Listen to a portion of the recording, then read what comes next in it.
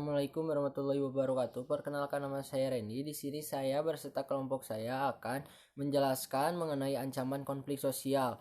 Ancaman merupakan sebuah upaya, baik dari dalam negeri maupun luar negeri, yang membahayakan kedaulatan negara, keutuhan wilayah negara, dan keselamatan segenap bangsa. Secara etimologis, kata konflik berasal dari bahasa Latin yaitu con, yang berarti bersama, dan figir yang artinya tabrakan atau benturan. Secara sosiologi, konflik diartikan sebagai suatu proses sosial antara dua orang atau lebih di mana salah satu pihak berusaha ingin menyingkirkan pihak lain dengan menghancurkannya. Konflik sosial yaitu pertentangan antara anggota maupun masyarakat yang bersifat menyeluruh di kehidupan. Konflik juga dapat dikatakan sebagai sebuah proses pencapaian tujuan dengan cara melemahkan lawan. Assalamualaikum warahmatullahi wabarakatuh. Perkenalkan, saya Nurul Paujiah. Di sini saya akan melanjutkan penjelasan dari rekan saya mengenai ancaman konflik sosial. Nah, setelah dikemukakan sebelumnya, konflik merupakan bagian dari sebuah proses integrasi sosial manusia untuk mencapai tujuan atau harapan. Konflik dilatar belakangi oleh ciri-ciri yang dibawa individu yang terlibat dalam sebuah proses integrasi. Surjono Sukanto mengemukakan 4 faktor yang menyebabkan terjadinya konflik di dalam masyarakat. Nah, 4 faktor itu, yang pertama adalah perbedaan antar individu. Perbedaan antar individu adalah setiap manusia tentu memiliki pendirian dan perasaan yang berbeda. Yang kedua adalah perbedaan kebudayaan. Perbedaan kebudayaan adalah setiap mana kepribadian seseorang sedikit banyak dibentuk oleh kelompoknya. Secara sadar atau tidak, seseorang akan terpengaruh oleh pola-pola pemikiran maupun pendirian dari kelompoknya yang dapat menimbulkan terjadinya konflik atau pertentangan. Yang ketiga adalah perbedaan kepentingan. Perbedaan kepentingan adalah merupakan faktor lain penyebab konflik, seperti perbedaan kepentingan ekonomi atau persaingan bisnis, persaingan politik atau perebutan kekuasaan.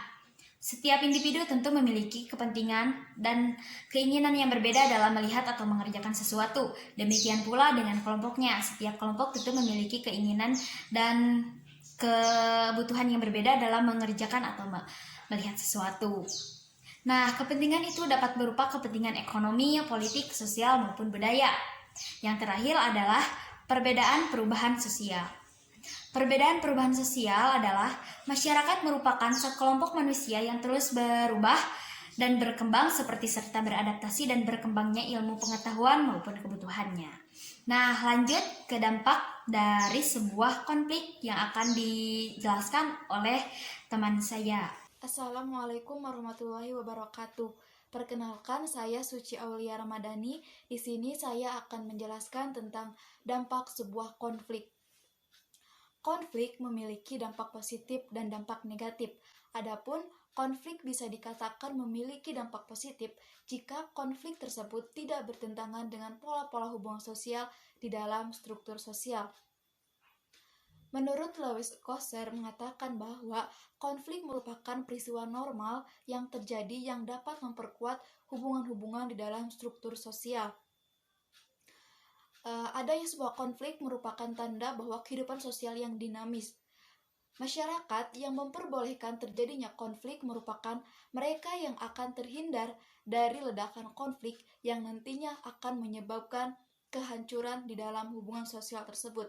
Adapun dampak positif dari konflik yaitu yang pertama, konflik dapat memperjelas aspek-aspek kehidupan yang belum jelas atau belum tuntas ditelaah. Yang kedua, konflik dapat memungkinkan adanya penyesuaian kembali nilai-nilai, norma-norma, serta hubungan-hubungan sosial di dalam kelompok masyarakat yang bersangkutan dengan kebutuhan individu maupun kelompok. Yang ketiga, konflik dapat meningkatkan rasa solidaritas di dalam anggota kelompok yang sedang mengalami konflik dengan kelompok lain.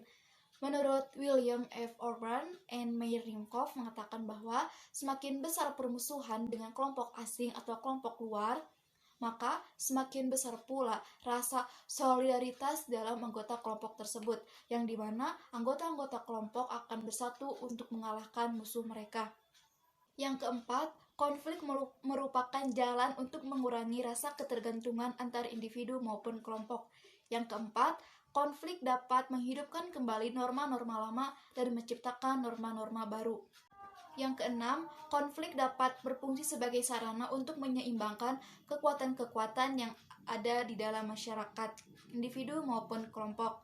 Yang ketujuh, konflik dapat memungkinkan munculnya kompromi baru apabila kedua pihak yang berkonflik sama-sama dalam keadaan yang seimbang. Adapun dampak negatif dari konflik yaitu yang pertama, keretakan hubungan antar individu dan persatuan kelompok. Yang kedua, kerusakan harta benda dan jatuhnya korban jiwa. Yang ketiga, berubahnya sikap individu maupun kelompok dari yang negatif yang ke positif maupun sebaliknya. Yang keempat, munculnya dominasi atas kelompok yang menang terhadap kelompok yang kalah. Adapun cara menyelesaikan konflik yaitu untuk menyelesaikan sebuah konflik tentunya kita harus mengetahui dulu akar penyebab konflik tersebut, apa masalahnya sehingga konflik tersebut dapat terjadi. Namun, secara umum ada beberapa cara untuk menyelesaikan konflik. Yang pertama adalah konsiliasi. Konsiliasi dilakukan melalui lembaga-lembaga tertentu yang memungkinkan terjadinya diskusi dan pengambilan keputusan yang adil di antara kedua pihak yang sedang berkonflik. Nantinya, pihak-pihak yang berkonflik atau yang bertikai akan bertemu di dalam lembaga ini dan untuk menyelesaikan konflik mereka tentunya dengan mengambil keputusan yang adil bagi kedua belah pihak. Yang ketiga adalah atribes atau perwasitan, yaitu ketika kedua belah pihak yang berkonflik dan menerima hadirnya orang ketiga untuk menyelesaikan konflik tersebut, mau tidak mau harus menerima keputusan dari pihak ketiga. Yang keempat adalah transformasi konflik, yaitu masuk ke dalam sistem hubungan yang sedang berlangsung dan melakukan kontak dengan pihak yang sedang berkonflik untuk membantu mereka menyelesaikan konflik tersebut. Contoh konflik sosial yaitu tawuran. Berikut videonya.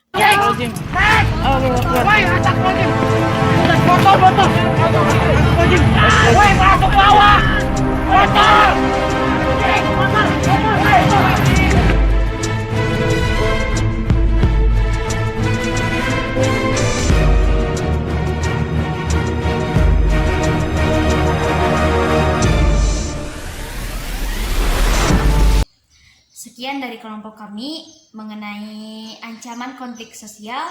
Mohon maaf apabila ada kekurangan.